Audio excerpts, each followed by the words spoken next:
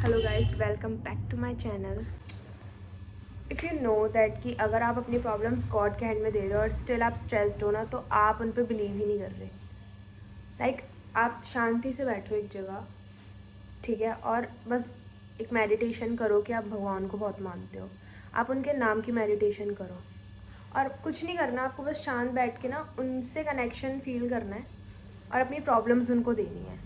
जैसे ही आप स्टार्ट करते हो ना ये चीज़ करना, पहले तो कोई बिलीव नहीं करता, लेकिन मैं अपनी पर्सनल एक्सपीरियंस से आपको बता सकती हूँ कि जैसे जैसे आप टाइम के साथ भगवान को अपनी प्रॉब्लम्स देना स्टार्ट कर देते हो ना, तो आपको फिर ऐसा लगता है कि जो भी हो रहा है ना वो कर रहे हैं, वो पीछे खड़े हैं, चाहे अच्छा हो रहा है चाहे बुरा हो रहा है।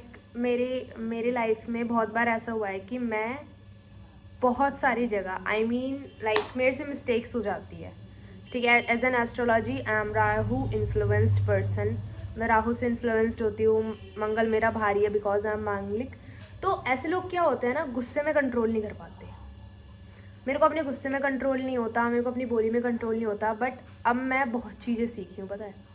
समटाइम्स हमें ऐसा लगता है कि हम ठीक है, सामने वाला गलत है, बट ऐसा नहीं है। मे बी सामने वाला अपना पर्सपेक्टिव देख रहा हो, लेकिन ना मैं आपको एक ही चीज़ बताऊंगी कि जब आप एक चीज़ करते हैं ना कि आपको पता है आप गलत नहीं हो, वो सिचुएशन कुछ भी हो, आपको पता है आप गलत नहीं हो, ठीक है। ये नहीं कि आप किसी को चीट कर रहे हो और फिर आप कह रहे हो कि वो सिचुएशन कुछ और थी, नहीं, वो चीज़ ही गलत है। आपकी लाइफ में ऐसी आपको चीज़ें देखने को, इफ़ आपको पता है कि यहाँ पे मेरे साथ गलत हो रहा है, बहुत बार लाइफ में ऐसे मोमेंट्स आएंगे जहाँ पे लोग आपको जेन्युइनली आपको गलत बोलेंगे। आप नहीं हो उधर गलत, नहीं हो, आपको लग रहा है कि भाई साहब मैं इधर गलत ही नहीं हूँ तो मैं क्यों मानूँ, पर किसी के प्रेशर में मानना नहीं है। उस टाइम लोग आपकी ज़िंदगी से जाएं या फिर बहुत बड़ी से बड़ी आपकी बिजनेस डील हो या फिर आपका फ्रेंड सर्कल हो, आपकी लाइफ में कुछ भी हो, आपको कभी अपने आप को ना झुकाना नहीं है। मेरी लाइफ में एक चीज़ है कि मैं जिनके क्लोज्ड होती हूँ मैं उनके पीछे भागती रहती हूँ, कि ठीक है, मानना, ये मानना, वो मानना, वो सारी चीज़ें एक साइड रख के।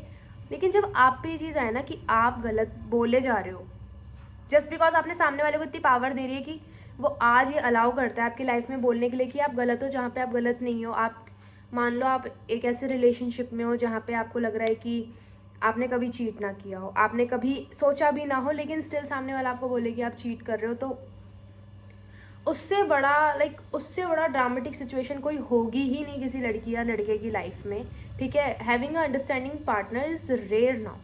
आप अंडरस्टैंडिंग हो, लेकिन ज़रूरी नहीं है सामने वाला भी हो, और सामने वाला अंडरस्टैंडिंग हो, ज़रूरी नहीं है आप हो।